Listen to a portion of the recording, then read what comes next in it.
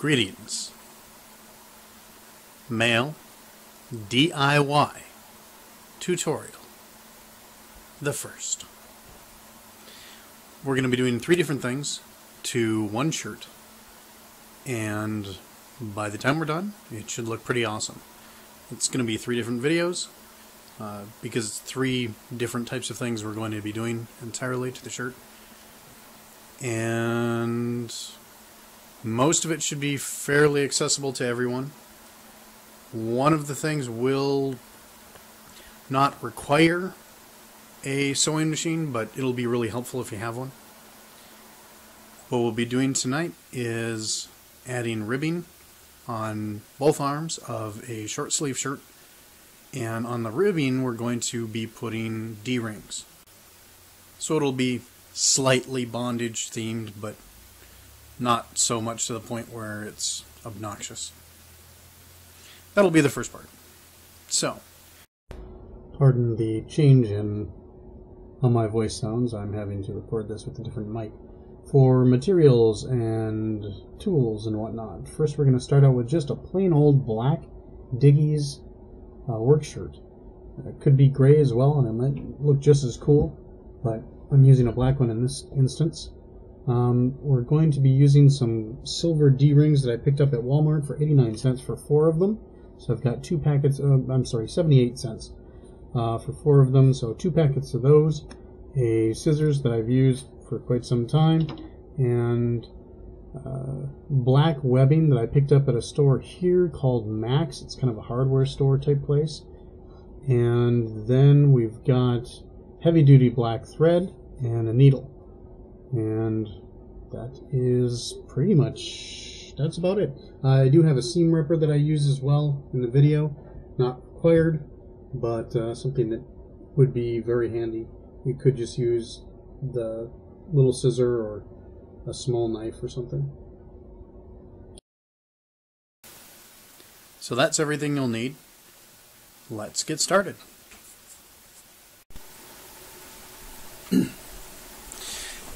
It'll also be kind of interesting to see how long these batteries last, or how many times I need to change the battery is a little bit more appropriate. So the very first thing we're going to do is take our webbing that we've got, and if you cut off the end, that's going to have a tendency to fray very easily. So the first thing we need to do is just kind of melt it. It doesn't need to be to the point where it starts on fire, just so it's enough that it's not going to fray on you. And, be a little cautious when in touching this after you heat it up. That can get pretty hot. And then we're going to measure it. Now, I determined earlier exactly where I want these to, or essentially where the center of my shoulder is, and it falls right on this line here.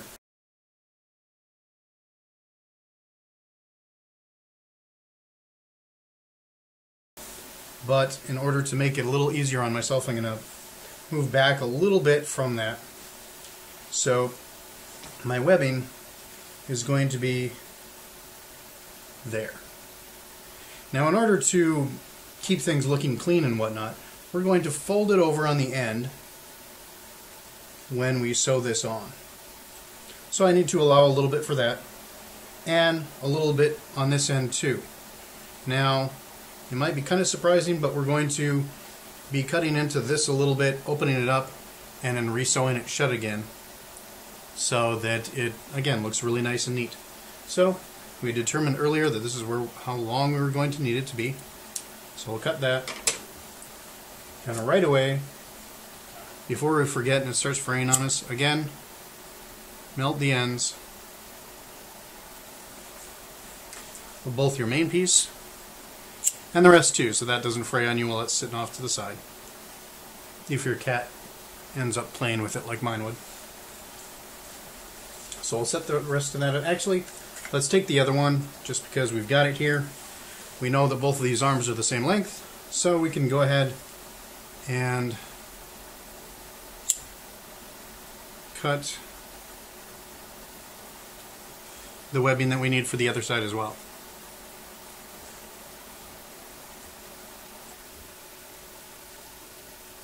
So figuring that size is easy to do.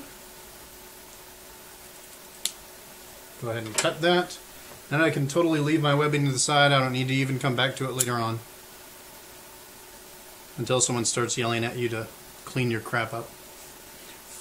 Okay, so we have our lengths. Now, if you happen to have one of these, it'll be a real help. I think it's just called a seam ripper. And I don't know if my camera is focusing on that or not, but it's just essentially a tiny little blade inside this groove. And you can utilize that to really get in here and cut the little strings that are holding this together. Now keep in mind, we will be sewing this back shut, so you're not going to have to worry too much about this being a problem later on. And you're only going to want to open it up enough so that it will allow your webbing through. We're almost there. Just another stitch or two to take out. And keep in mind, I am not doing this as a professional would. I'm not really concerned with that. It's going to look the same when we're finished anyway.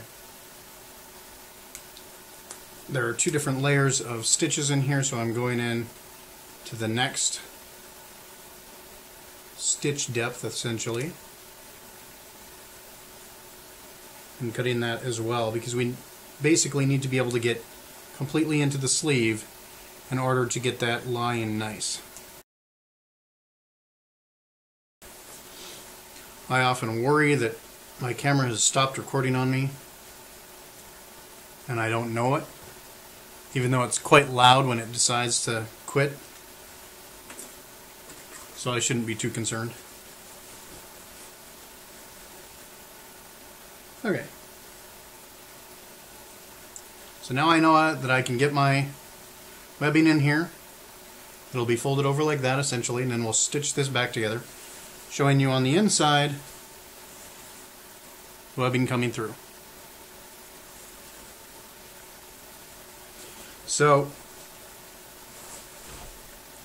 without too much concern about technicalities and everything, I'm going to kind of flatten this out to make sure that it's going in the direction that I want it to go in. I was just talking about how long my batteries would last, and then they went out on me. So, anyway, so we're going to lengthen this out and make sure that we've got plenty enough here that it'll still fold over. And at that point we know that we've got a good distance or amount of length inside the shirt. Taking a look again on the inside, we've got our webbing sticking out from where we'd split it. Now, before we get to the point of putting any of the D-rings on, we can actually stitch this shut and get that good and sound. So if we're pulling on it and whatnot throughout our time working on this, it's not going to change the distance that we've got here. We can make sure that this looks good and get that out of the way right away. So what I'm actually using is Coates and Clark. It's a nylon thread, and it's really thick, tough stuff. I tend to use thicker and tougher thread than is necessary, just because I don't want the damn thing falling apart on me.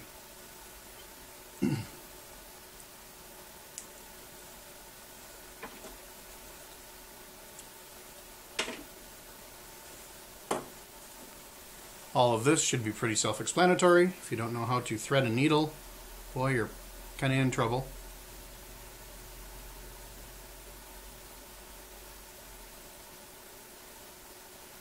Knowing how and being able to apparently are two different things. Okay. Now,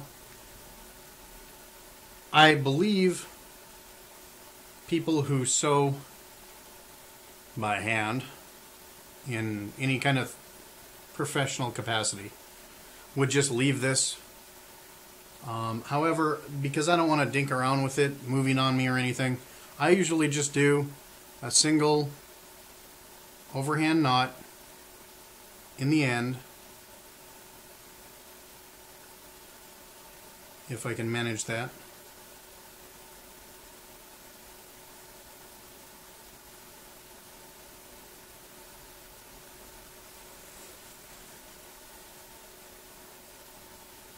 Yeah, if I can manage it and show you, it'd be better.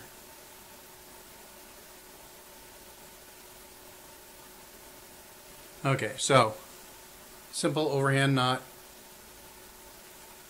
and then I pull that tight, kind of pretty close to the end here, so I'm not wasting any thread. So I've got my knot there. That's going to keep it from coming through the material when you're doing your sewing. Again, I don't think professional people do that, but I've done it since as far back as I can remember. So.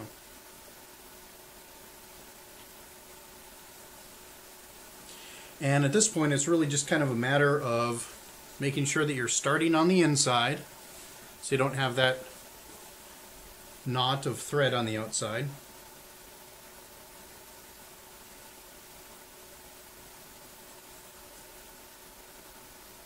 And I'm just going to kind of make my first stitch. I'm going to start on the, here's my webbing right here. I'm just going to start on one side of it and stay close to the edge here, which means the needle's coming out. Hopefully you can see that right there. Now there is where my ribbing my webbing starts, over here. I don't want this to be on the webbing itself, just because it'll look nicer if it's not. And then just do your best to sew across here.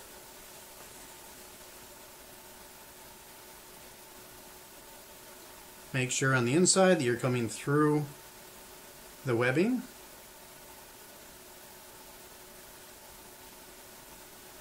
It shouldn't be very difficult. Most of this webbing is not really tight woven stuff. You can get it very, very tight woven, but most of it that you get a hold of is not going to be. I'm not even too concerned on the inside where the stitches are or anything like that.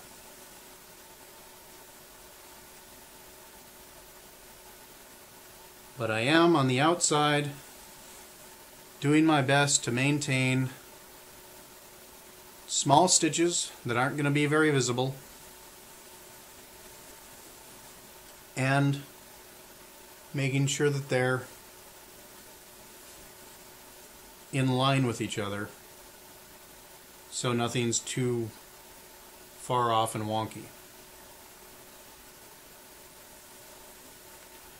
Now you'll probably notice I'm already to the edge of this webbing, and at that point I just kind of turn around and go the other way. I like to kind of double up on a lot of things when I'm doing this, just to make sure that it's going to be a solid piece and not coming apart on me at any particular point.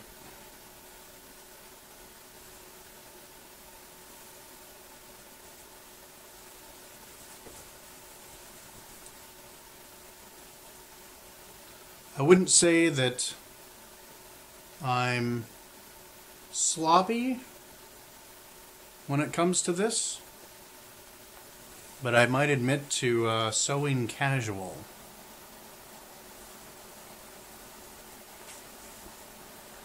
Because really, sewing's not necessarily my forte. Some of you may know I am a leather crafter, and there are a lot of aspects to leather work that you just don't have to worry about that you normally do when dealing with fabrics, like fraying and things like that.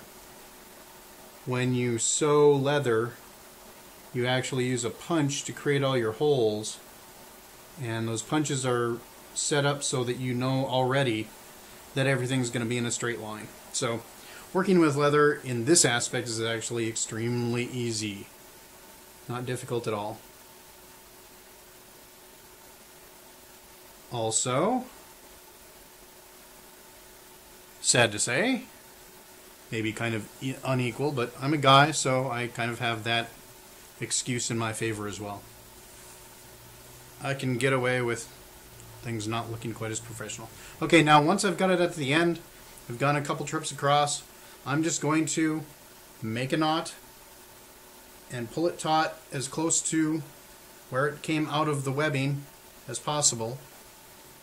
And that's just an overhand knot, and then I'm going to make another one, and again try to pull it taut as close to the webbing as possible. Now my knot is actually sitting just right over the webbing. I'm hoping my camera can pick this up. Well, I probably can't differentiate all the black.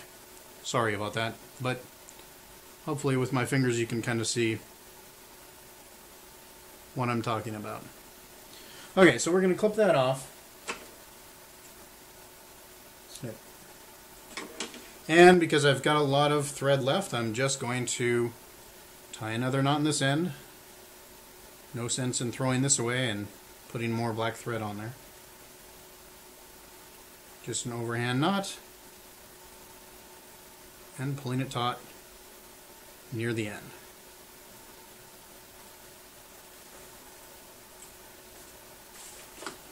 So, what we currently have is our webbing coming out.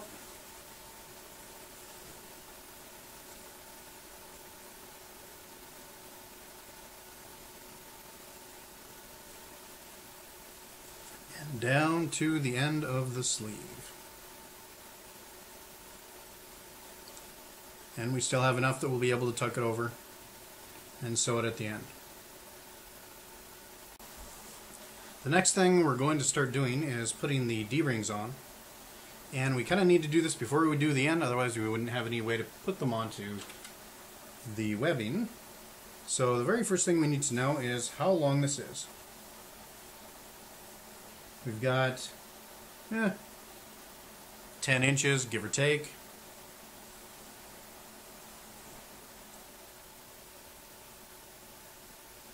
So what I'm going to do is actually I'm going to start up at the top, and every 2 inches I'm going to put a D-ring.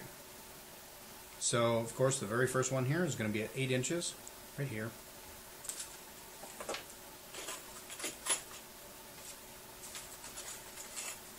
So I'm going to grab one of my D-rings, slide it on all the way up to the top,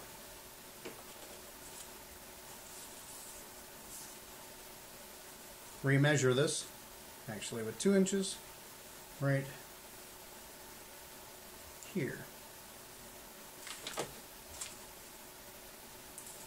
So at that 2-inch mark, again starting on the inside of the shirt, I am just going to make some stitches straight across. Now the webbing, the way it's set up, it's got a lot of tiny little lines of material essentially going horizontal. So that makes finding and maintaining this horizontal line very easy to do.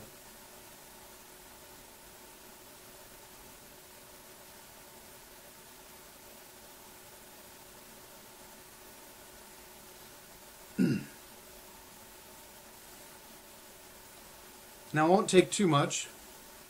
Already with the few that I've got, you can see that this D-ring isn't going to go down any further than that. But you can also see that with this much leeway in here, it's kind of sloppy. Gives a lot of room, a lot of space. I don't really want that. So what I'm going to do is simply get the needle on the inside of the shirt,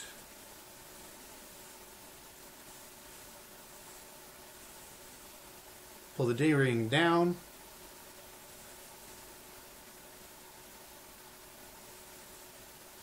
and then make another horizontal stitch as close above the D-ring as I can. Now you want to make sure that you're not actually like warping things and stitching it on crooked and weird.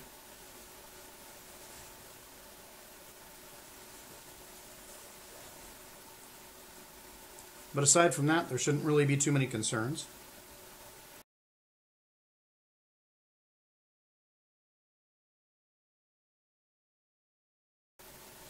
You'll probably notice I'm not even too concerned about, on the webbing part, maintaining a specific stitch width or anything. It's all black, so I really don't have to worry too much about that. If you want to, of course, you certainly may. It won't hurt it at all to be more precise. But to maintain time and everything, I'm just doing it a bit simply. So now what I am going to do, to kind of keep things nice and make this a little bit better as far as washing it afterwards and whatnot, I'm going to make stitches up along the sides in this area that's not used, just so it stays flat onto the shirt and nothing can really get down in there in between and cause any havoc that way.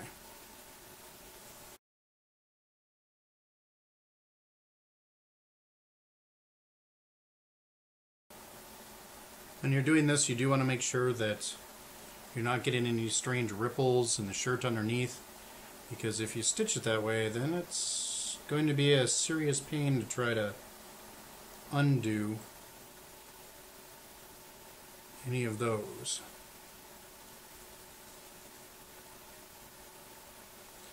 Other things you may want to kind of make sure that you're not doing is stitching, say, the bottom of your sleeve to the top of your sleeve, because that won't be very helpful.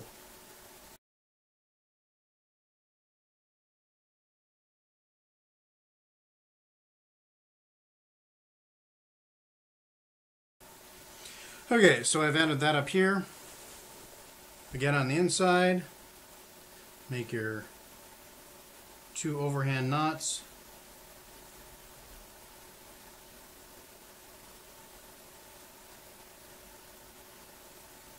And what I'm actually going to do is, at this point, turn my camera off and do the rest.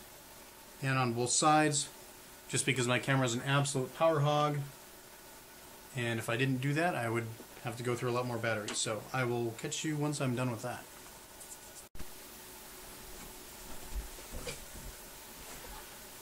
So now that I've got the 4 D-rings on this sleeve, I decided that I'd show you exactly what I do with the end here. Simply folding that over.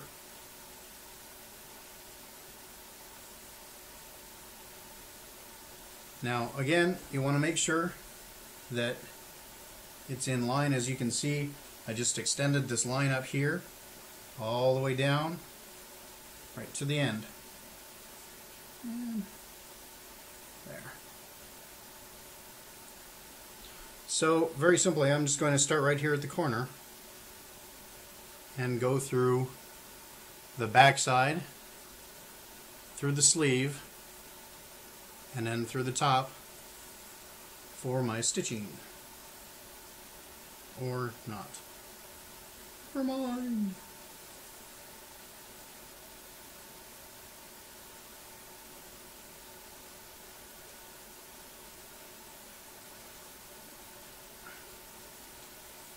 So as you can see, this kind of comes to an end here below this, but we still have this section here. So we're just going to continue sewing right along the edge, down this sleeve.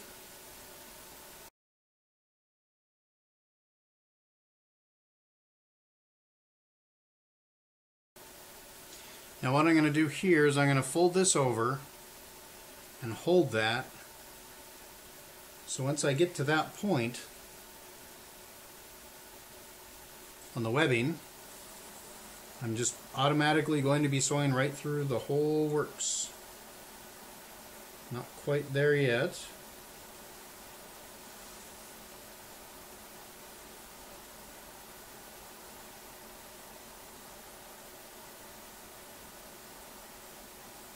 But there, we start coming through on that back side. And just continue right along.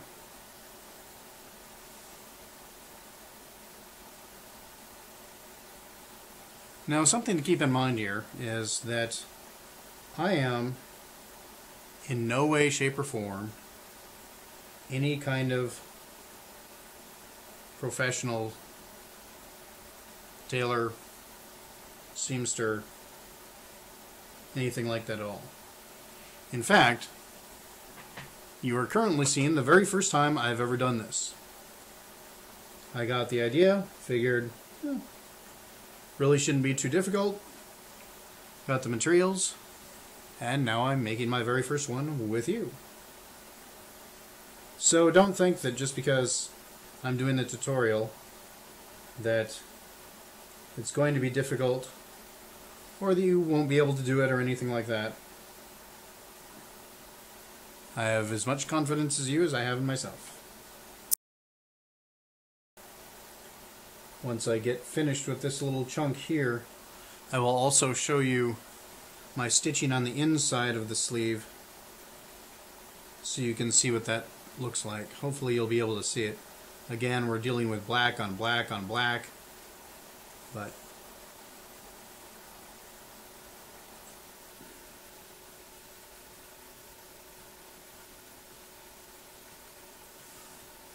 I've got a light here that should be able to allow you to see the stitching.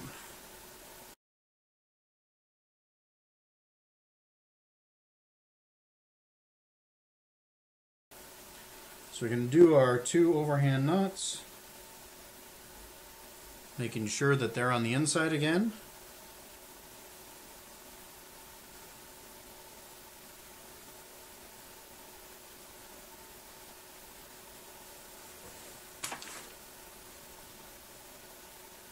Snip that off. Voila. So now we have our webbing with the 4 D-rings. As I went along, I was trying to measure 2 inches, but when I got to this second ring here, 2 inches seemed to put it way down here. I'm not sure why exactly, but I kind of eyeballed it. And if you look really closely, you can tell these two are a little bit closer together than these two are, and whatnot. It's not absolutely exact, but again, it's good enough that the casual observer is not going to see any problems with it or anything. So now let's take a look at this from the inside, and I'll grab my light over here, and hopefully you'll be able to see what an absolute freaking mess all this stitching is on the inside.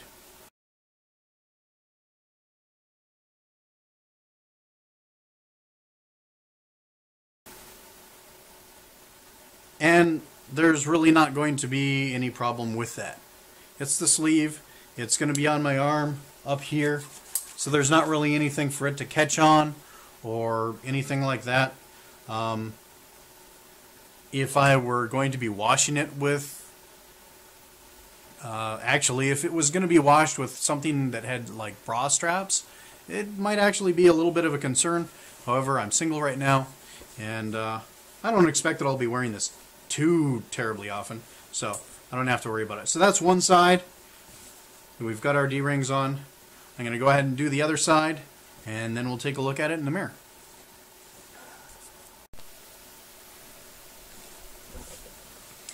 Okay, so now having done both sleeves, kind of see one there, the other one like so, and they're pretty even. Also, another thing that I did is once I had the first one done, for the second one, rather than using my tape measure to measure every single interval, I simply sewed them straight across from the one on the other side. That way I know that even if my measurements in between each of these aren't even, they'll at least be fairly similar on the two sides. So let's take a look at it on. So I've got it on, and as you can see, I've got a nice little line of D-rings on that side, and on the other side. That is part 1 of 3. Hopefully I'll get the others done before too long here.